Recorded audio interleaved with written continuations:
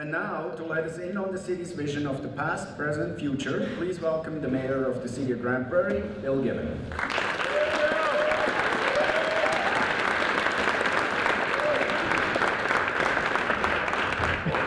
Well, good morning, everybody. And I have to say, Felix, that's the shortest introduction I've ever received, and thank you so much for that. And I say that thank you on behalf of everybody else here, because I didn't need to hear the little bio that usually goes along with those, but thank you very much. Before I get started, I'd like to recognize today that we're meeting on traditional Treaty 8 and Métis territory in our community, and I just wanted to acknowledge that fact before I started with my comments. I also want to make an acknowledgement and thank you to the Chamber of Commerce, who regularly put together this event, and is a great opportunity for the city and myself to connect with the community.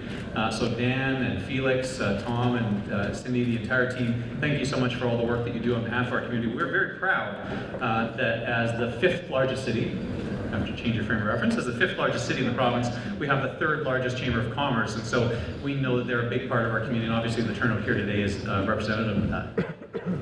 I also want to recognize, obviously, the Premier and the ministers who are here today.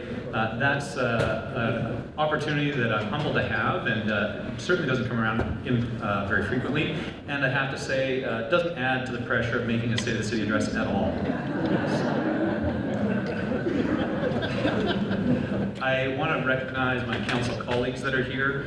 I know that Councillor Rice is in the building, Councillor McLean, Councillor Thiessen, Councillor Clayton and Councillor Tarrant are all in attendance. If you guys could all give a wave.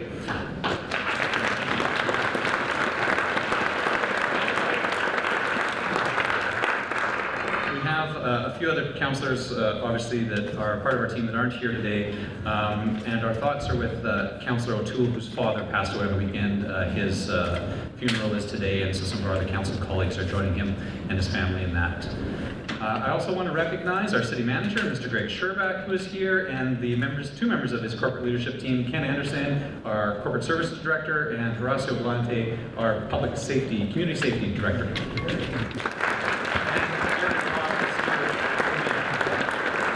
That's an absolute team effort. Thanks, Councillor Thiessen. And Director Gary Roth of Community Living is here as well. Thanks, Gary. And you know, we get to recognize council and these senior leadership positions, but we don't often recognize the 1,100 full and part-time employees that it takes to make the city of Grande Prairie what we are. Each and every one of those employees, I have an opportunity to go to new employee orientation. And the message that I share with them is, I guess, almost a bit of a challenge for them to consider why they're in local government. My belief is that local governments are here to build communities and to serve our friends, families, and neighbors by making it a great place to live. And I believe that whether they're working in our fleet department, ensuring that the oil gets changed on the transit bus, or in IT, making sure the city's computer systems work, or at the Eastling Center in recreation and making sure that people don't drown in the swimming pool, every one of those people is engaged in building a great community. And I just have such a level of respect and appreciation for all of our municipal employees. I'd like to give them a round of applause as well.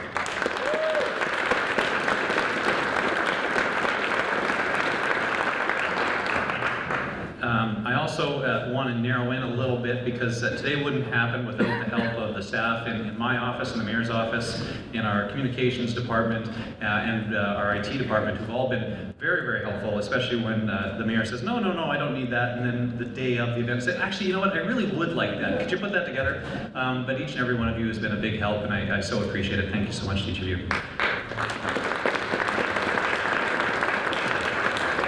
So today I thought I would hone in a little bit and focus on the two things that I have been finding that I'm asked absolutely the most about in my position as mayor. You can imagine, especially at this time of year, that there's lots of things, small things in the roads that I'm asked about. I'm talking, of course, about potholes.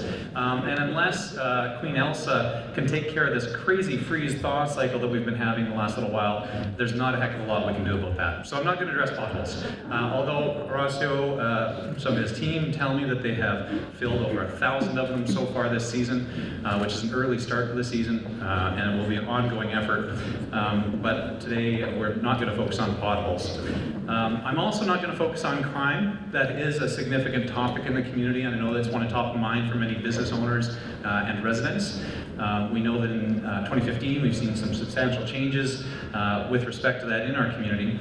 Council heard that, and in our budget discussions in the fall made additional commitments to increasing police resources in the community. In 2016 alone, we're going to be adding 9 new RCMP officers, and I believe they have already been added and secured by the detachment, and 5 municipal support staff at a total cost of $1.7 million.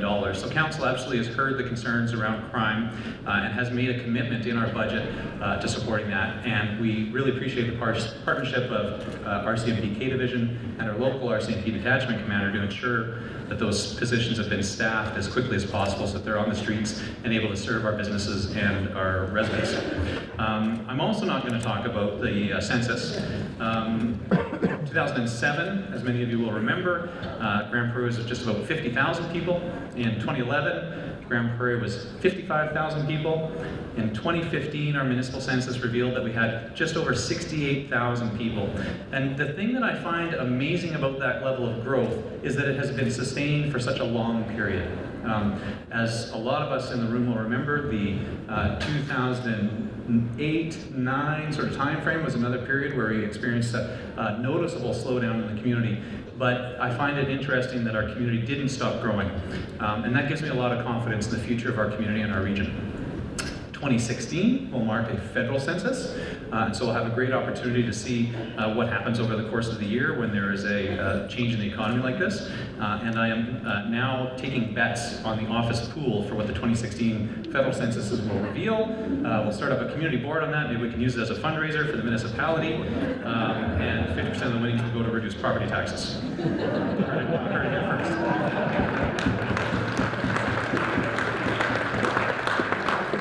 I'm also, in the main content of my speech, not going to be addressing annexation. As everybody in the community knows, January 1st of 2016, the city was successful in our annexation process with the County of Grande Prairie.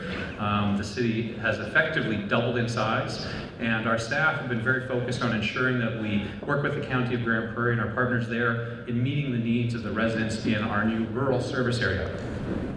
If you watch the city's language going forward, you will not really hear us talk about annexation or the annexation area.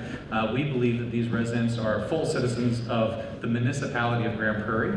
We have very distinct parts to our municipality in a very urban area. We also have a very, very rural area now, and so we're recognizing that as our rural service area because we believe wherever the municipal boundaries were, they were always a part of our community anyhow. But we need to find a language to speak about that portion of our municipality and the services that we deliver there. So when you hear us speak about our rural service area, you can know we're speaking about that area that came through annexation. But we're so thankful to have those residents, and we appreciate the opportunity to serve them as we do the rest of our community. So the two things that I do get asked most about are economy and taxes. No surprise. Economy, obviously, is one of the biggest things that is top of mind for everybody. And taxes, especially this time of year when the tax notices and assessment notices go out, residents in the community start asking questions. And the Chamber of Commerce starts asking questions. And they are reasonable questions, absolutely. And they're questions that are top of mind for everybody. So these are the two issues that I'd like to focus on in my remarks today. Particularly focusing in on economy. There is no question, and I absolutely don't need to tell anybody in this room, that there has been a change in the tenor and tone of the economy and our sense of it in the community. There have been real impacts to families, our friends and neighbors, and we see that on businesses, and we know that this is real. It's measurable. We know that in our region, at this time last year, we're at about a 4.2% unemployment rate, and in February of 2016, now, we're at about a 7.9% unemployment rate. We appreciate seeing the recognition of some of the challenges that Northern Alberta faces in the federal budget and the changes that they've made to EI. We know that more needs to be done. Now, having said this, having recognized the reality that many in the community are facing, it's also important to ensure that we have a balanced view because the change in the economy has not been distributed equally. Not everybody is feeling it the same way, and not every business is experiencing it the same way. And I just want to be really clear. By that, I don't mean that it's insignificant. I don't mean that there haven't been real impacts across the community. I just mean that we have to acknowledge that it has been distributed unequally. Certainly, there are concerns around the natural resource sector, around oil and gas, and those are very real concerns.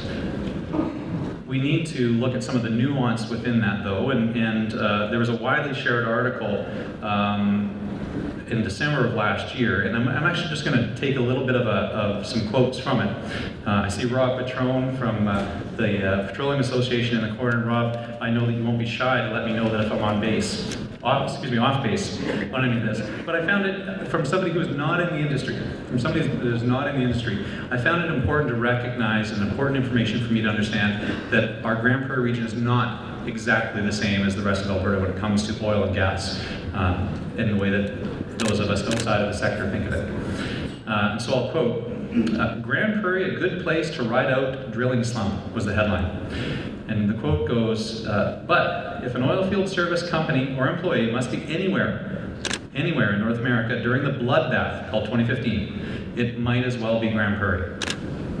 The combination of geology, world-class oil field service infrastructure has combined to create what the developers claim is a profitable business at current commodity prices." So this was somebody from outside writing about our Grande Prairie region, giving advice to those in the industry across North America. They didn't say it was great. They didn't say we were untouched.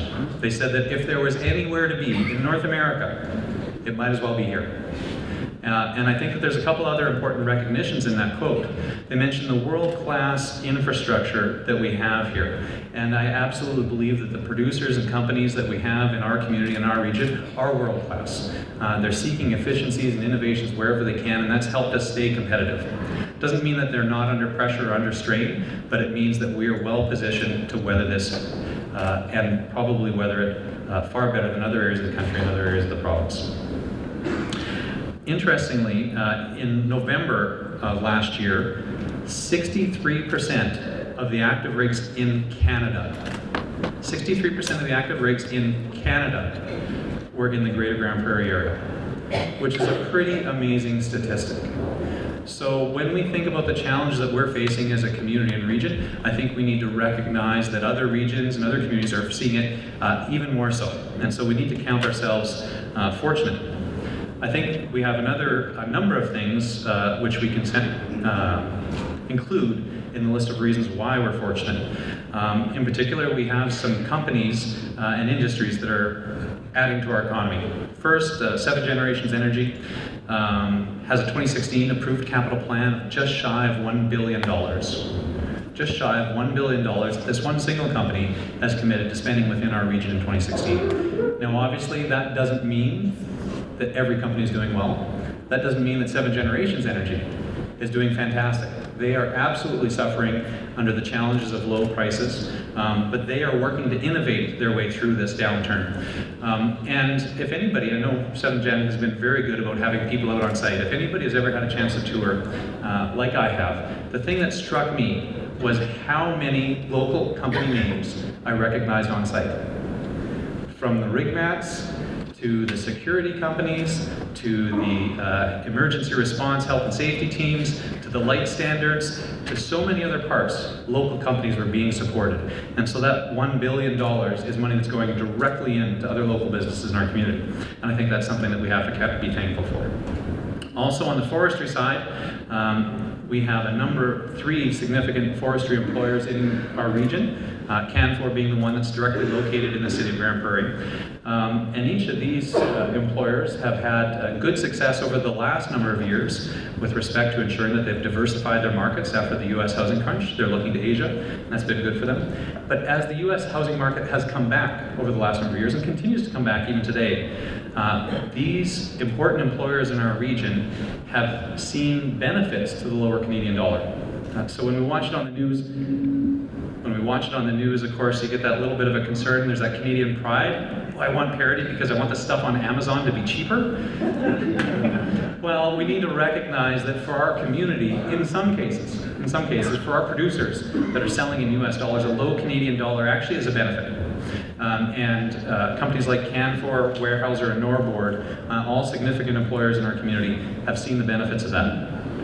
They've also seen the benefits of significant investments over the years in terms of efficiency that have meant that these three operations are some of the best in the world, and each one of them is absolutely best in class.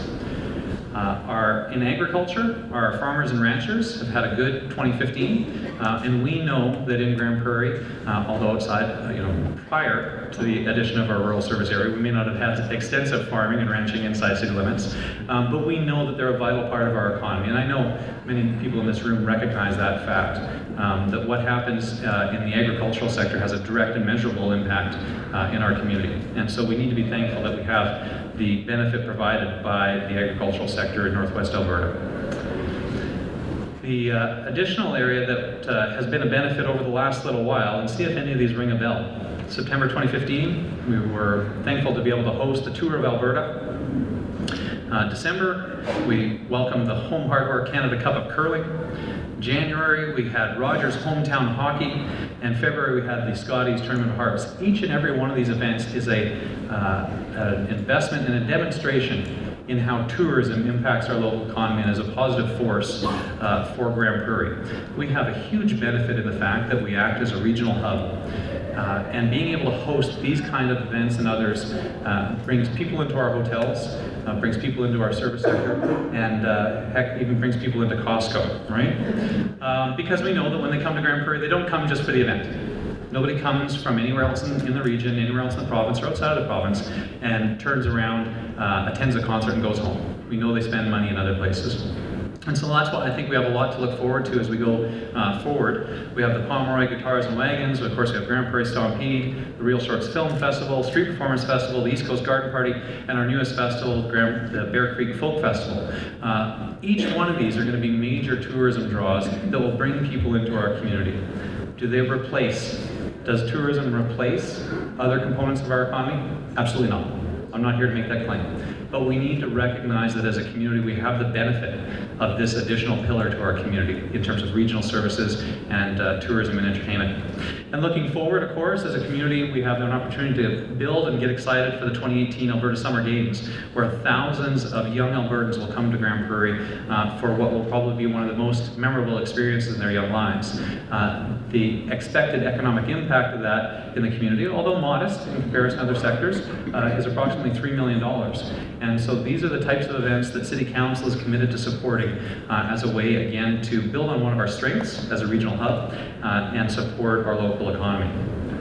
The change in the economy also offers some other opportunities for the municipality to provide service to the community with respect to construction.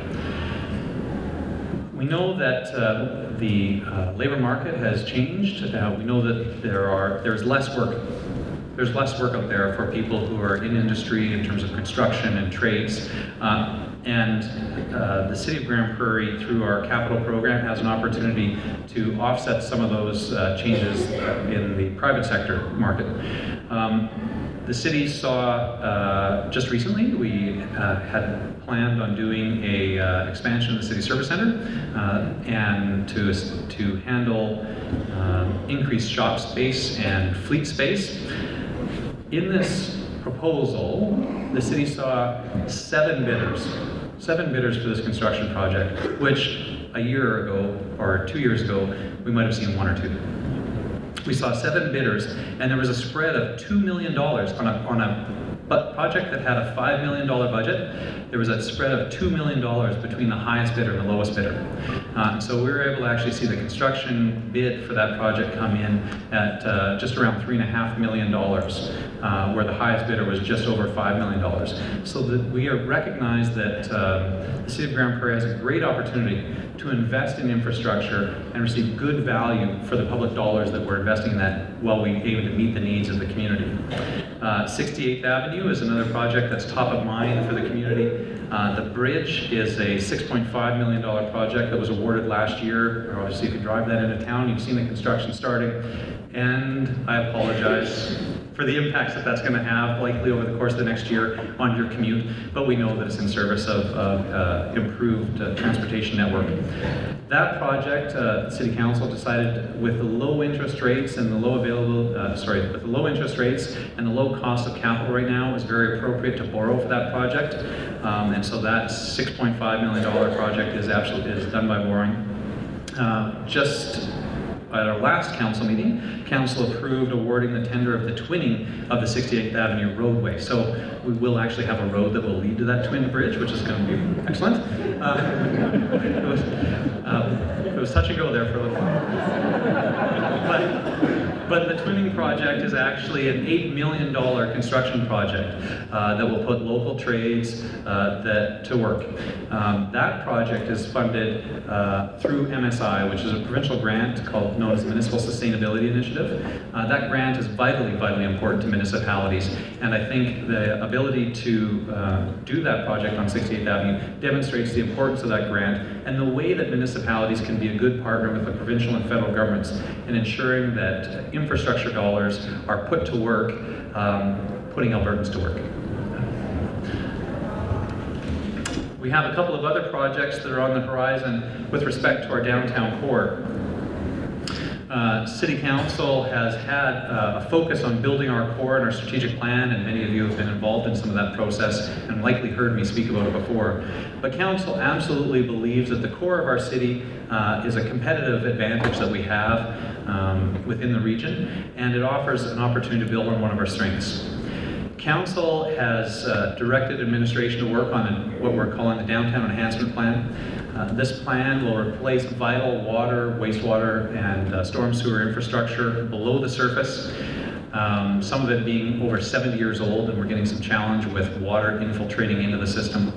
So we're going to replace that infrastructure, but while we're doing that, we have an opportunity to reimagine our downtown core and provide an opportunity to set the stage for the future of our city in a truly urban nature that will build the downtown that we would expect of a city of Grande Prairie 50 years from now.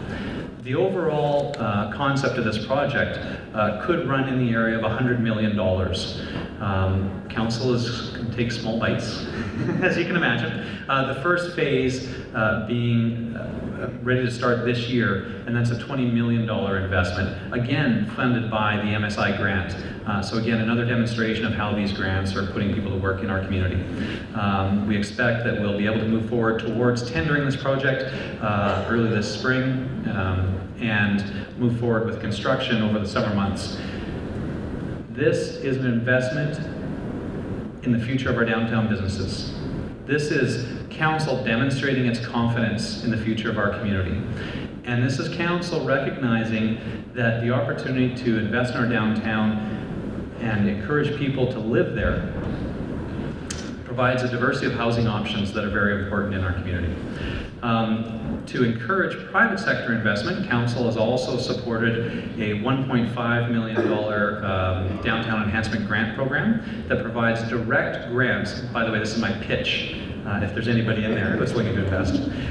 We have direct grants for the creation of new housing units in the downtown core, up to $15,000 per unit created. We also have a grant program for small business owners who want to upgrade the facade of their properties, and a number of other things, including property tax deferrals during the course of construction for significant projects, and matching grants to be able to help with Aquaterra water service connections, because we recognize that those can sometimes be a barrier to development. So Council is making an investment in the public infrastructure with our $20 million first phase of our downtown enhancement program, and we're making an investment to try to leverage private investment with our downtown incentive program. Also a discussion in Council is something that you will one day see immediately behind me. As we discuss the Montrose Concourse, there's a representation of it there.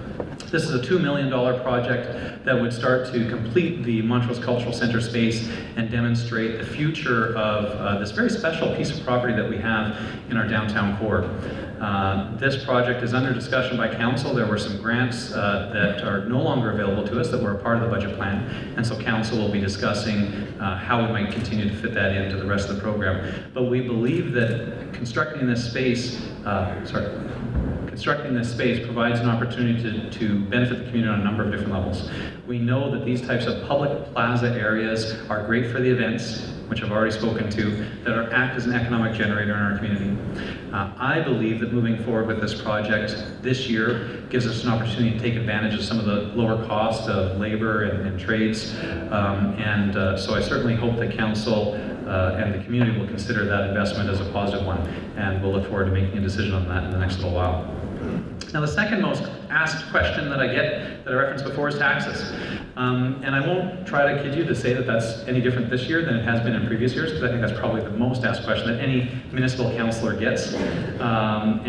Absolutely not at all different or immune from that. Council had previously budgeted a 4.2% property tax increase for 2016. We've heard loud and clear from the community that and the Chamber of Commerce that there's a desire to see what can be done. Council's heard that very clearly and have asked administration to come up with a plan to see how we can drive down that 4.2% property tax increase.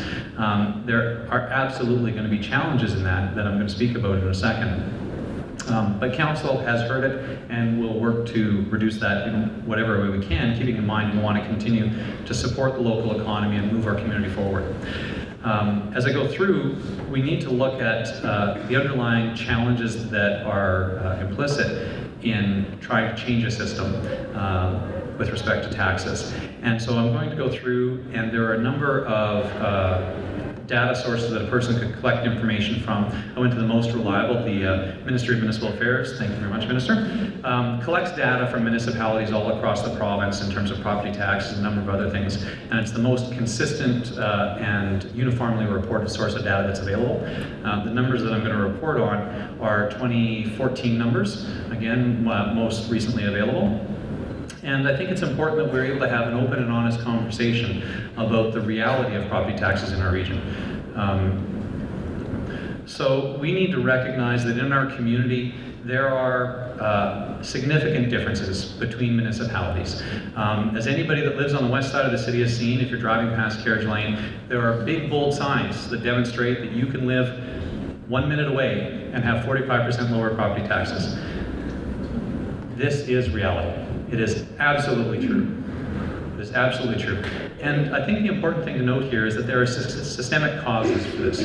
There are underlying reasons that this is true. But just to go to the next slide, you can see in terms of the mill rates for property taxes within the municipalities in our region, as City Council, we cannot deny that in our region we have the highest mill rates on residential properties. It is an actual, identifiable, provable fact. And we're absolutely not scared of acknowledging that. The same is true on non-residential rates. On non-residential rates, the City of Grande Prairie is right near the top, but you can see that again, there is an ongoing challenge for many municipalities in this region, and these are something that no elected official can hide from. Right? Everybody up here that's on a stage like this wants to be able to say, well, it's not that bad. It's not that bad. But the truth is, these are what our mill rates are, and you can find them reported. The interesting thing about this is that there are probably unintended, unexpected consequences of this. I found it really insightful or interesting to note that in the Community Foundation's Vital Signs report, there was a small 2-line item in there that recognized that household incomes are $10,000 higher in the county than they are in the city. Household incomes are $10,000 higher in the county than they are in the city. And so for me, the implication of this is that those dealing with the highest property tax burden are those that can probably least afford it. And that's a significant challenge for us as a community and as a region. Now, when we look at these causes, it's important to recognize that scale is a factor. People need to understand the scale of dollars in terms of the city's municipal budget.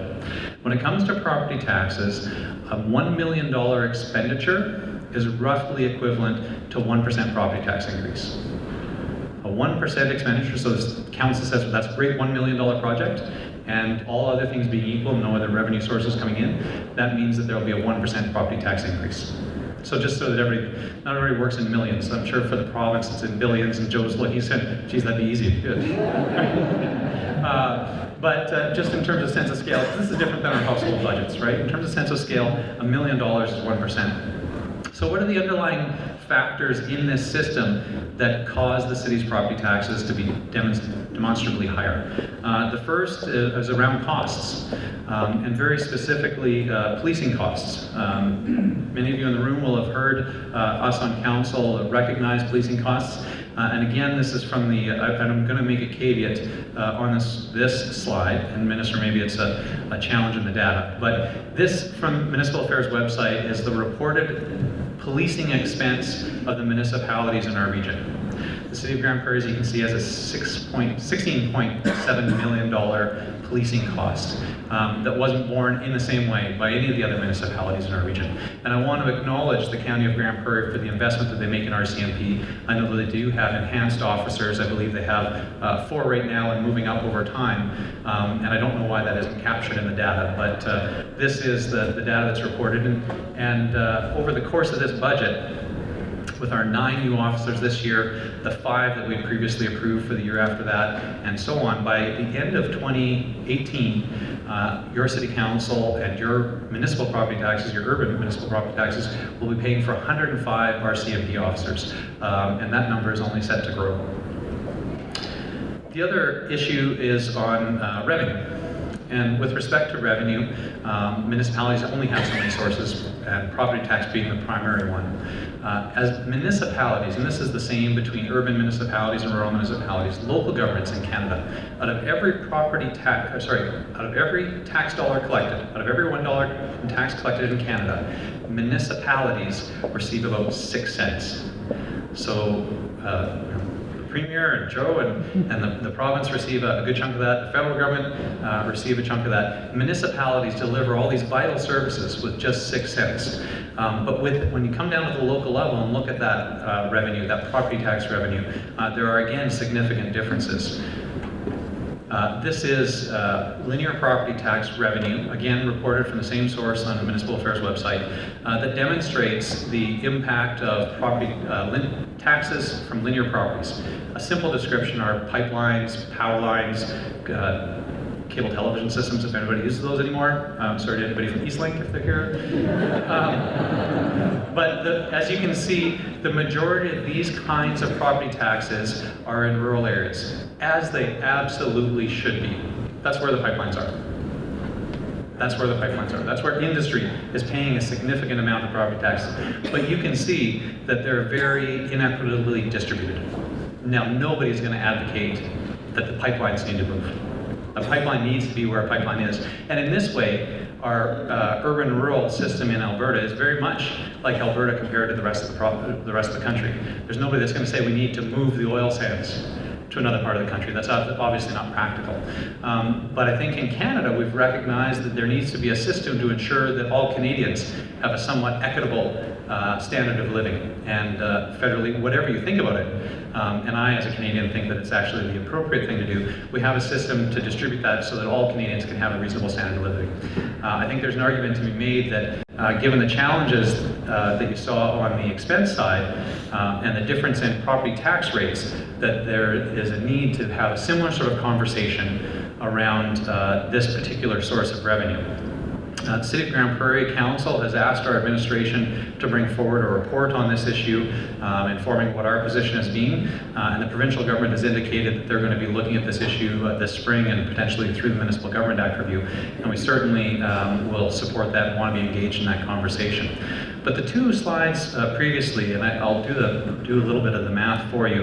If you look at with our closest neighbor, with the County of Grande Prairie, the $24 million in linear revenue, which could be seen as a positive, and the city's additional cost of roughly $16 million on the policing side, there's nearly $40 million there in terms of difference. Look at the financial planners in the room, did I get my math right? Going back to scale, $1 million is 1%. So this $40 million explains that, that 45% difference. Those two issues alone explain why our community, and I use the term broadly, right? Our community is served by two halves, two solitudes that it seems sometimes we'll never meet in terms of property taxes and services. These are the underlying systemic issues that cause the challenges that we have sometimes in our region. And I want to be very clear that these are not the fault of any of the local governments in the region. Nobody is saying that the pipelines should move or that they're in the wrong place.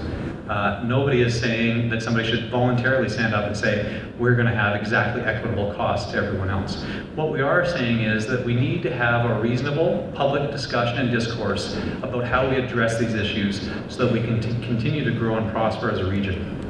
Many of you are aware that about this time last year, City Council indicated our desire to have a discussion about amalgamation and what that might look like in our region. We absolutely believe that that is still a valuable conversation to have. We understand that many voices need to be represented in that conversation, and we would hope that we'd be able to do that with all of you in this room, and because it's become clear that this is a challenge across the province. The numbers that I represented here aren't numbers that would be exclusive to Grande Prairie or Grande Prairie region.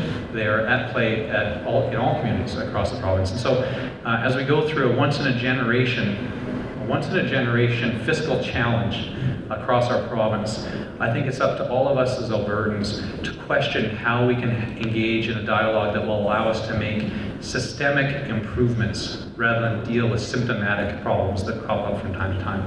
And so I think that that's the challenge that we have in front of us as a community, as a region, as a province. But it's also the opportunity that we have to put our community in a better place. And with that, those are the issues that are shaping the state of the city in 2016 and into the future. Felix, I'd be happy to take any questions if you guys are ready to moderate that. But thank you, everybody, so much for your attendance here today. I certainly appreciated the opportunity.